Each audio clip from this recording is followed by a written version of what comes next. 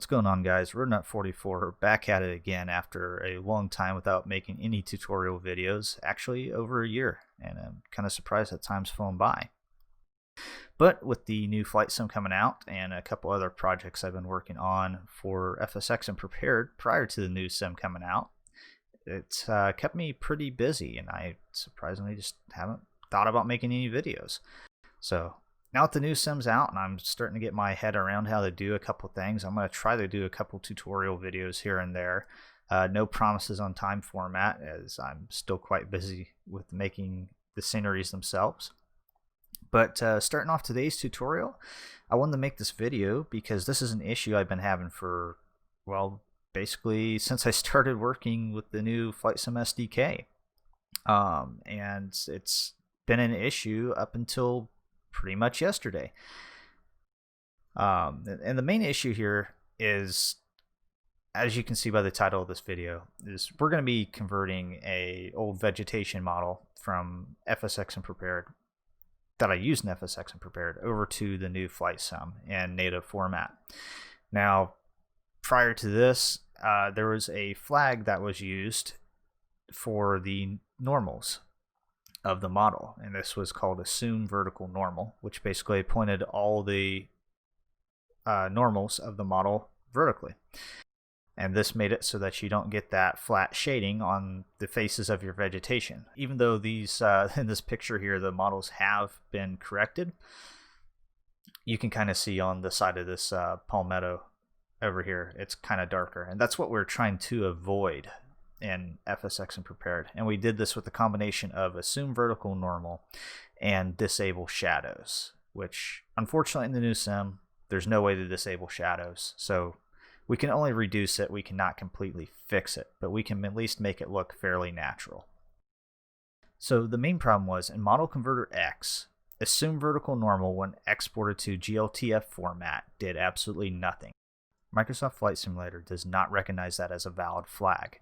So the only thing that you can do is manually set those normals to the vertical position, which basically means if you have, a dozen, 2 dozen models that you've made over the course of however long, you now have to go bring those into a modeling program such as Blender, figure out how to get those normals to face upwards, which, by the way, after following several tutorials, I was unable to do for whatever reason. And that was across 3 versions of Blender as well. So basically, this fix that Arno put in for Model Converter X, instead of setting that flag when you export to gltf, it does all the work for you, goes ahead and fixes the normals to the vertical position. So basically it cuts out the middleman where you don't have to put it back into a program such as Blender to fix that yourself. So without using any more oxygen up here today, let's go ahead and get into the tutorial. So I'm going to be working on a model that I created a while back for an Alaska project that I'm still working on for FSX and Prepared. First of all, you need to make sure that you have the latest development release of Model Converter X. And to do that, I'm going to pull open a window here in Chrome. You're going to go to scenerydesign.org/development-releases. And if you go to just scenerydesign.org, you can look on the sidebar here. On his side menu, you will have a development releases link. Just click on that and it'll bring you to this page. So Model Converter X is here at the top. You're going to download that and unzip it to a section of your hard drive of your choice. Once you get that done, let's go ahead and open up Model Converter X. You're going to be greeted by a screen that looks like this, and most of you guys that are watching this, I'm assuming that you've probably already created Vegetation and have used Model Converter X in the past. If you have not created Vegetation or used Model Converter X in the past, I highly recommend you go check out Soarfly Concepts video on creating Vegetation. I will link that down in the description below. That'll give you kind of an idea of what we're doing here, and it'll kind of allow you to start from the beginning. Looking at Model Converter X, first thing we're going to do is we're going to go into Options. And we're doing that because with the new gltf format, there are a couple new settings that we do want to enable. And to do that, we're going to go to Exporter Settings. Once in Exporter Settings, we're going to scroll down to the gltf writer section. I would highly recommend that you set all of these to true. Now, the most important one we're going to want to have set to true here. Well, I guess they're all fairly important. I definitely want to have the right model XML there. I definitely want to use MSFS extensions. The emissive texture white color, I'm not sure how important that is, but definitely rotate 180 degrees you want to have set to true. And you may ask, why is this? Well, models that are in gltf format are 180 degrees difference than the models that you would have created for FSX and prepared. So having this turned to true basically cuts out the middleman of you having to flip the model around and does it for you on export. Alright, another thing that I like to do, and this is just because there's no way to save to like a project file or anything in Model Converter X to come back to later. Since I own prepared version 4, I have the version 4.5 SDK installed. Now you need at least the version 4.4 SDK installed because it is the only SDK that allows you to save PBR texture settings. So I use that kind of as my starting file. If I want to go back and make any changes, I'll have what work I've done on the model so far saved out as a version 4.4 MDL file. And then if I ever need to come back and make a change, I'll start from that file, so at least some of the settings are preserved. So I'm going to drag this window back in the model folder here. You can organize this however you want. Yours probably looks a lot different than how my setup looks. Mine's typically organized chaos most of the time, but somehow I can make it work. So I'm going to create a folder in here titled MSFS, and this is where we're going to put our prepared version 4.4 save file or MDL file, and as well as where I'm going to export the gltf model. So jumping back out of that directory, we're going to go to prepared version 4 because this is my latest model that I worked with. I'm going to drag that back off of screen here, and I'm going to drag that model file into the Model Converter X window here. And actually, let's do this. I'm going to do something off screen real quick. Okay, all I did was I just drug the texture file into that folder with the MDL so that I can get some textures on this. So we'll just hit the refresh button right here. And let's go ahead and get rid of the event log. And we can see our vegetation here. Now, as I said, this has already been set up with settings for use in FSX and prepared. So it's going to look a little bit different now than how it looks inside of Microsoft Flight Simulator. So to start, we are going to go up here to the material editor. Now, I have already gone in here and made a preset. I would highly recommend after you go through here and change your texture settings for the first time that you go up here to the material template editor and you create a new preset using those settings.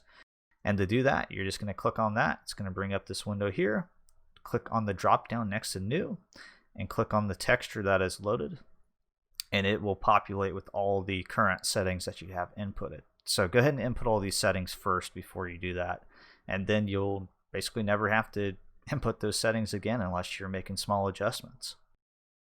Alright, so starting off here, I'm going to go ahead and apply this template. And you're going to notice that it looks kind of weird. And this is because we're already using a DDS texture that I had already compiled from the previous model. So using the DDS texture with the new Microsoft settings, it does not make the background of the texture transparent. Now it will be transparent in the sim, and if you're using a PNG texture in place of a DDS texture, then it's obviously going to be shown as transparent in Model Converter X. That brings me to another point. Something to note, if you have the ability to, you should always use your original source image. Hopefully this is a PNG texture so that it's in lossless format. It'll automatically have transparency applied, and then once you go through and you generate and build your libraries through Microsoft Flight Simulator, the developer interface on there, it's going to automatically convert that texture to a DDS file. And DDS files are flipped. So with that said, if you're using a DDS file already, which I'll show you here in just a bit, that DDS file is likely already flipped or pre-flipped for use in FSX and Prepared. So you're going to want to flip that DDS file back to how it was prior, because even though it's already in DDS format, when you go ahead and run the compiler on Microsoft Flight Simulator, it's going to flip that DDS file. So if you have it pre-flipped, it's going to flip it again, and then your textures aren't going to look right. Their textures are going to be flipped. So you need to flip it back. I don't know why it converts a DDS file again, but it does. So with that said, let's take a look at the settings here, and we'll just kind of go through, start at the top, work our way to the bottom, and you can copy in all these settings. This is these are the exact settings as what Microsoft or Adobe uses for their grass models currently. So this should match up fairly well. So starting at the top, alpha test function greater, alpha test level 0, z-test alpha is set to true. All these values here are zeroed out. Starting in the bloom section, allow bloom is set to true, emissive is set to false, 1, false, false, false, and 0.9. Albedo color 128, 128, 128. Ambient color is just straight white. Diffuse is the same as albedo, and emissive and specular are straight black, which is just 0, 0, 0. All these settings here, all zeros except for the bottom two values, which are set to 1. These don't really matter for what we're doing right now, but I just go ahead and set them to this anyways. Emissive mode is additive, night only. Enhanced parameters, you're going to want to toggle assume vertical normal to true. As I said, this function's different in this release of Model Converter X, whereas it directly affects the normals of your model on export instead of just setting this assume vertical normal flag. Everything else in this section is false except for double-sided, which you want to have set to true. No shadow, like I said before, there's no way to disable shadows in this sum, so you can have it set to true. It's not really going to matter. It may matter in the future if you want to set it to that, but for now I'm leaving mine as false. Final alpha blend is going to be set to 1 and false for the alpha value at render time. Frame buffer blend, this is actually different. This is I don't believe this is actually taken into account for Microsoft Flight Simulator, so you can probably leave this as whatever, but I went ahead and set mine as 0 and 1 as that's what the values were for the vegetation model that came with Microsoft Flight Simulator. Fresnel ramp are all set to false for this material. Collision material false, road material false. For MSFS, day-night switch is set to false. All these settings, the 4 settings there, are 0. You do want to set the material type to fake terrain. Bump scale you can set or leave at 1. It's probably already 1. I'd go ahead and put it in as 1. All these parallax settings, you can leave them as default. They should already be set to what they are now. And that brings us down to the PBR section. Now, to make this object appear correct and to allow the alpha channel to show correct in the sim, we need to set alpha mode to mask, alpha 2 coverage to true. Detail scale X and Y is set to 1, and this doesn't really matter for this, and this should already be the default value. In fact, all these values here should be default. The only values that are going to change is this render mode down here to masked, but once you set mask up here at the top, this should automatically change anyways, so you likely shouldn't have to change this at all.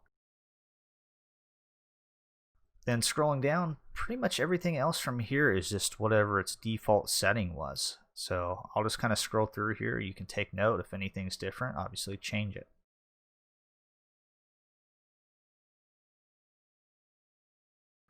Something that may be different is this special functionality. Reflection scale I set to 1, and then specular map power scale 64, as well as specular level to 64 as well. Just noticed I might have skipped something up here. So back up in the PBR section, even though, and I don't quite get why this is, even though this is not technically a PBR material, just because this is how it was on the grass model, I do have is PBR material set to true. Now, I've had this set to false before and it's worked perfectly fine. So you could do either or. I just have it set to is PBR material to true because that's simply how it was on their vegetation models, and this is set up exactly how their vegetation models are. So if this changes in the future, maybe I'll make a little note on this video about that. Going back down here at the bottom, texture mapping should be exactly the same. So your albedo texture is what you want to use, and obviously that's going to set a diffuse texture as well.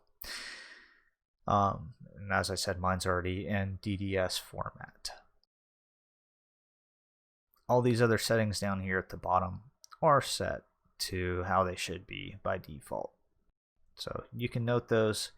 After you get all these settings filled out, like I said, go ahead and make a template so that you can just apply this real fast each time you need to make a change.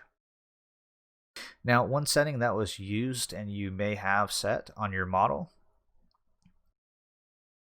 if we scroll all the way to the top here, is this alpha test level.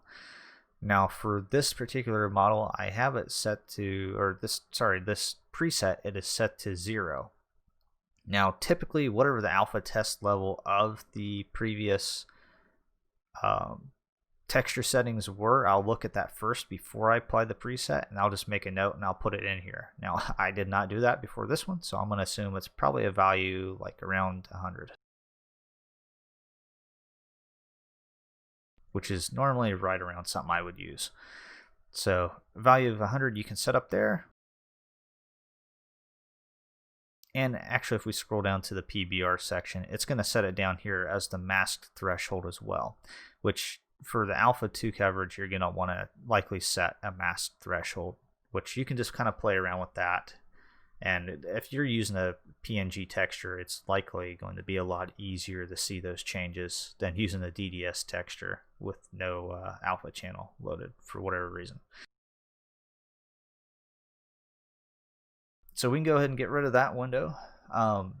Another important thing to note, if you have any levels of detail set for your models, you're going to go up here to generate level details. I would always set an empty level detail for my last level. You're going to want to go ahead and remove that because it does not support any empty level details. So you're just going to be left with whatever your other levels of detail are. And you're probably going to have to play with these values a little bit, as they're obviously going to be a little bit different with the Microsoft Flight Simulator. Alright, so next step is going up here to the object information. I do like to leave the GID the same so that it's exactly the same between the two, and if I want to port over one of my previous sceneries, I can just take and decompile the BGL file, take the XML, make the necessary changes to it, and just plug it right into the project XML and Microsoft Flight Simulator. And these GIDs will stay the same between the two, which cuts out a lot of work. For as far as the name goes, I do have a different naming convention I've started using with my models, and that's just to kind of keep them more organized. Since the models displayed in the Flight Sim scenery editor are not organized whatsoever, I'll throw that window up here. Let me find it. Package. Now, first and foremost, this is what your package should look like when you're going to build it for the new Flight Sim. This is kind of your file structure. Of course, everything's going to go into package sources. This is the name of the libraries. And then inside of here, I have folders. Each one of these folders represents one model. And then I have a texture folder in here as well, where my textures will go. So first and foremost, actually let's not do that just yet. Let's go ahead and create a new folder in here. So new folder, and we're going to call this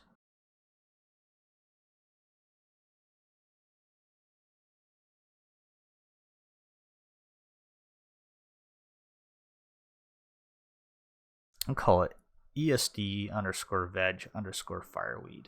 And what that basically stands for is ESD Emerald Scenery Design, obviously my identifier. Vegetation.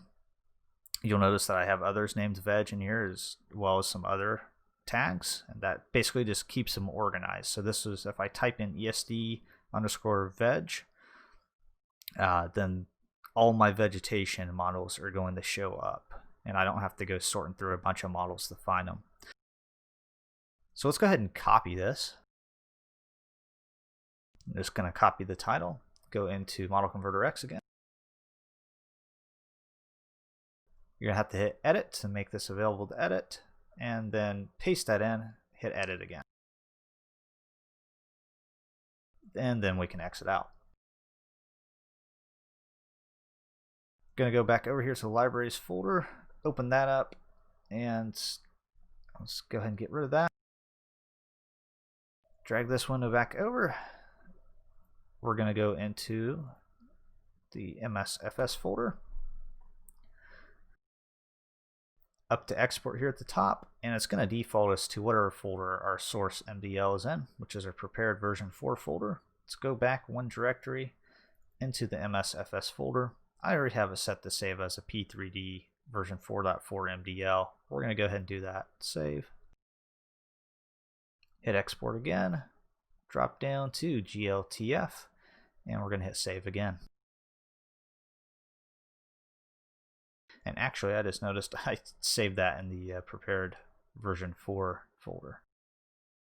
So it doesn't really matter. We're just going to go into that folder. It's going to generate an XML, one gltf, and one bin file for each level of detail of that model. So we'll copy all of these files. Hit cut. Go back over to our object library folder we created, and then paste those files in. Alright, now there's one last step we need to do. Go in the texture folder. I'm going to grab our texture and bring it over. We're done with Model Converter X for now, so we can go ahead and get rid of that. And then I'm going to use my old school DXTBmp here.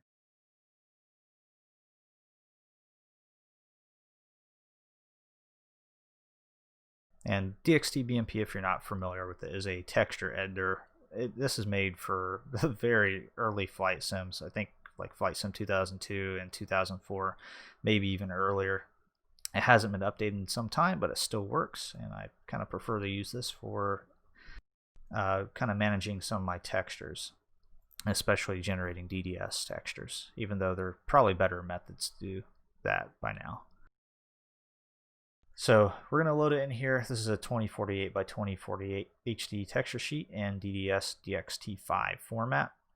We're going to go up here to Image, Flip Image, and Alpha.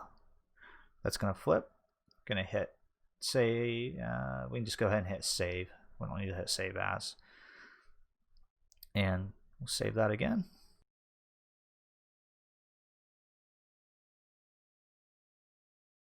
And we can exit off of that. All right, so that is pretty much the basics of how to convert your vegetation models over from FSX to the new Microsoft Flight Simulator. Just as a recap, we made sure that we flipped our DDS file here. Obviously, like I said before, if you're just using a PNG file, just take the PNG file, leave it exactly how you map the textures to the model. Just drop it in this texture folder, and then when you compile these libraries, Flight Sim is going to automatically convert that to a DDS file and do whatever it needs to do to that file to make it work. So basically your next step after you do this, you're going to repeat that for however many models that you may have. Then it's basically the same process as compiling a project for Microsoft Flight Simulator. Just go to your XML file here in the scenery editor. Actually, you don't have to go to scenery editor. You just go to project editor right from the main menu of the simulator. And then you're going to build your package, drop that in your community folder. And then next time you restart the simulator, all those models should be showing up. And then they should be looking something like these vegetation models I've done here with the grass and the palmettos at Bear Island.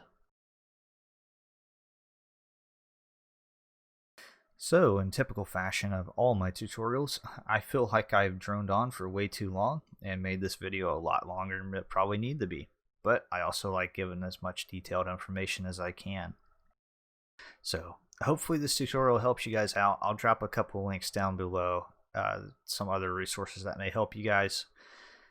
And obviously, if you guys have any questions, drop them down in the comments below, post over at FS Developer. And if you drop a question down below, I'll try to reply back. Obviously, if I can't get to you, I don't get on this channel very often, but I do try to check in every so often and answer questions. The best thing to do is just post over at FS Developer. There's a great group of developers over there and a lot of people willing to help you out. So just throw a post up over there, and 9 times out of 10, your question's probably going to be answered within the week, maybe even within the day. Anyways, guys, I hope you guys enjoyed this video, and for now, Rotornut44 out.